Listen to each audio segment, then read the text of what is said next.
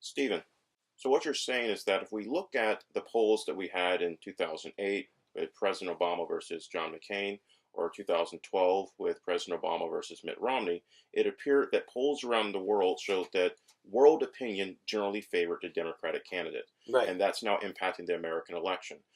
What kinds of issues should we see to be changed and the way the American people view them in the future based on immigration patterns? Will American foreign policy change? Right. Will American views on certain constitutional liberties probably change in ways that Republicans can no longer frame the debate to their advantage? Right. I think that's clearly true. Gun control, taxes, income redistribution, government involvement in education and schools, healthcare, all of those things, immigration is creating an electorate that the Democrats are much more in sync with than are the Republicans. Another example would be U.S. foreign policy vis-a-vis Israel. About 10%, for example, of immigrants legal are Muslim. And Muslim immigrants tend to take a more sympathetic view towards the Palestinians in the Israeli-Palestinian conflict. So over time, and we're seeing this already, politicians from Michigan and so forth, where a large fraction of Muslims settle, have moved more to a position somewhat more hostile to Israel and more friendly towards the Palestinians to reflect the new constituency that they have. And that makes sense in a democracy. As I tried to emphasize, none of this is some kind of conspiracy. The leadership of the Republican Party for decades has gone along with the idea of making a lot more Democratic voters and transforming society in ways that makes Democratic arguments heard more sympathetically. As a consequence, that has to be reflected not just in domestic policy, but in foreign policy.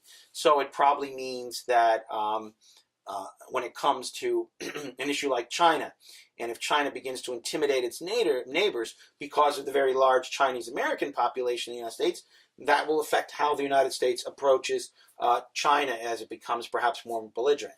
And the same is with Israel. As the Muslim population is increasing mostly through immigration, it'll affect how the United States approaches the Arab-Israeli conflict. So, and there's nothing intrinsically or you could say wrong with that from a democratic point of view.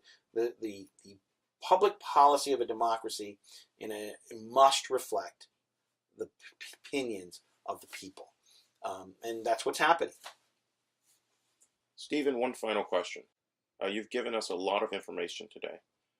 How would you conclude with how the American voter, the old middle American voter, is being impacted by immigration, legal and illegal? Yeah, I mean, the places where you see a lot of, say, job competition, where immigration tends to make things bad, is especially for people who don't have a lot of education. Remember, 42% of the American workforce, native-born workforce, doesn't have any education beyond high school.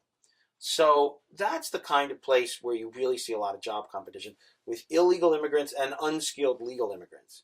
And it's very hard now, if you don't have a college degree, to earn a middle-class wage in America. And one of the factors that explains that, there are many others, is the enormous increase in the supply of less educated workers. So construction jobs that used to pay a lot more don't, as you've increased the supply of workers, a lot of whom are illegal, but a lot of them are legal.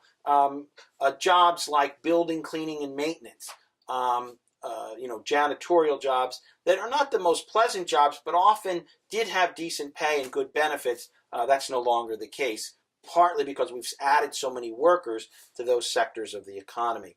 So what's happened as a result is that if we look at people who have a high school degree or less, their real wages, adjusted for inflation, have declined by about 20%. Well, it depends on the worker, 10 to 20% in real terms over the last 3 decades. If we look at their wages relative to college-educated people, then we see their wages have declined by more like 40%. So we're pulling the country apart. But this is a great example of why immigration tends to help the Democrats, not just by adding Democratic voters, but by changing the country in ways that makes Democratic arguments heard more sympathetically. As income inequality grows, and immigration contributes to that, though it's not by any means the only factor, as it becomes harder for people to earn a living wage at the bottom end of the labor market, middle-class people who might be more Republican-oriented look at that and say, that's a real problem. we need to do more to help all those low-income workers. Let's have more income redistribution. And we have a lot of it in the United States. Let's do more. We need to help their kids. We need to help those folks down there at the bottom. And that is an example of how immigration doesn't just create more Democratic voters. It creates a society that's more receptive to democratic ideals. Maryland has more strict gun laws because the people of Maryland want more strict gun laws. Yeah. And Virginia doesn't. As Virginia changes because of immigration, we'll get more. Now, one of the interesting things on guns is that there is a general shift among whites towards less support of gun regulations, generally, over the last 2 decades. And it's also the case that among African Americans, there's a shift towards more gun rights. And there even is a slight shift among Hispanics. They're still overwhelmingly the group that favors gun control. So one of the reasons why we haven't gotten that much new gun control since the 1990s, despite the impact of immigration, is the general shift. Even though the immigrants tend to want more gun control, the rest, the non-immigrant population, has moved the other way. The neighbor-born population is becoming more pro-segment. Yeah, and that's interesting. That's sort of canceling each other out. Any final words for the American people? Well, it probably isn't too much to say that, and it depends on how you view these things, but if you want limited government, immigration is probably the most important issue because it changes what the American people want, because it changes who the American people are. And as I've tried to emphasize, in a democracy, the public policy must reflect the views of the people. And if you have lots of new voters who want a more expansive government, that's what you're going to get. Now, again, the Republican Party could take a position which I think would be popular with the American people of strictly enforcing immigration laws and limiting legal immigration to, say, 300,000 a year instead of 1.1 million, which is what we're taking in now. But if they're not going to take that position, then the Republican Party needs to start changing its position on guns and income redistribution and taxes and so forth to be more in line with the new electorate that they are helping to create through an immigration policy. And I do think it's important not to think of this as some kind of moral defect on the part of the immigrants.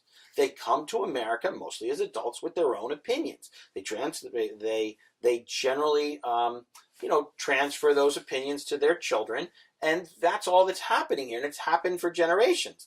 The New Deal is the political margin of victory in the New Deal, 70, 80 years ago, is largely created by the Great Wave immigrants and the children of the Great Wave immigrants. So it's happened in the past, and this new great wave of immigration is again going to shift the national political discourse and public policy to more progressive or more left a perspective. That is the undeniable outcome of immigration if the Republicans don't take the view that we need a lot less legal immigration and most illegal immigrants need to go home.